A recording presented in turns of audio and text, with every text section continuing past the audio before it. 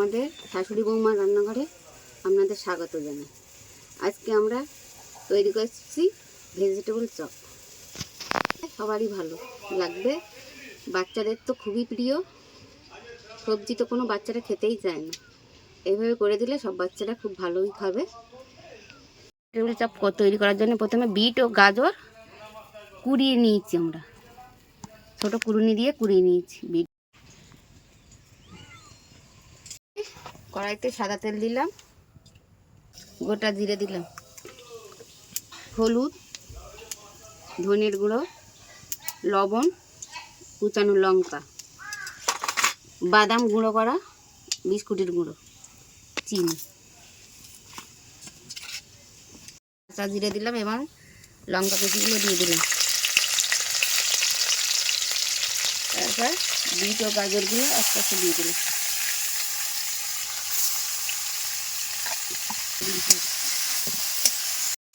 আমরা বিট দেওয়ার পরে এর মধ্যে দিচ্ছি লবণ, স্বাদ মতো লবণ, হলুদ, একটা আলু সেদ্ধ করে এর মধ্যে দিয়ে দিলাম। আলুতে ভালো করে মেখে, একটাই বড় আলু ছিল বলে একটা আলু দিয়েছি, ছোটো আলু হলে দুটো দিতে ব্যথা বেশি।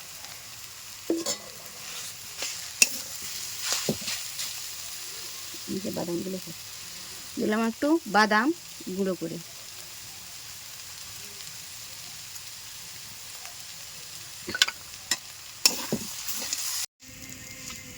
নামিয়ে একটু ঠান্ডা করে নিচ্ছি।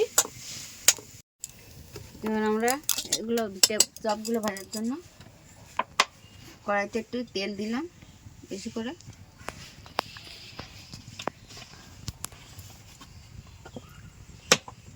তেলটা গরম হতে থাকলো, আমরা এগুলো এবার চপের মতন করে নেব, ভেজিটেবল চপ যেমন হয়।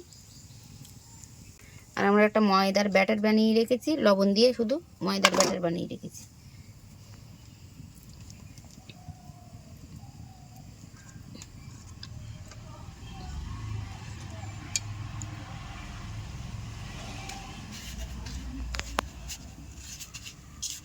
আর বিস্কুটের গুঁড়োতে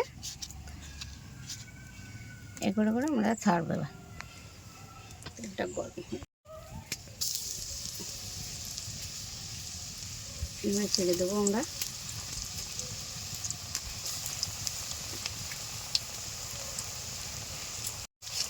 উল্টে পাল্টে ভেজে নিতে হবে, জল একটু কম রাখতে হবে, বুঝলি? তাই নিয়েছি।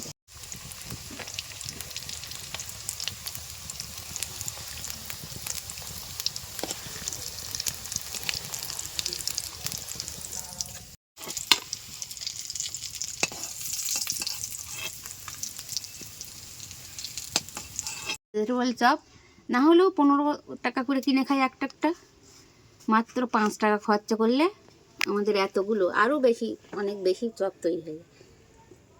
আমরা বাজে তেলে ভাজা জিনিস খাবো কেন, বাড়ি তৈরি করে খাবো। আপনারাও বাড়ি তৈরি করে খাবেন, খুব ভালো লাগবে।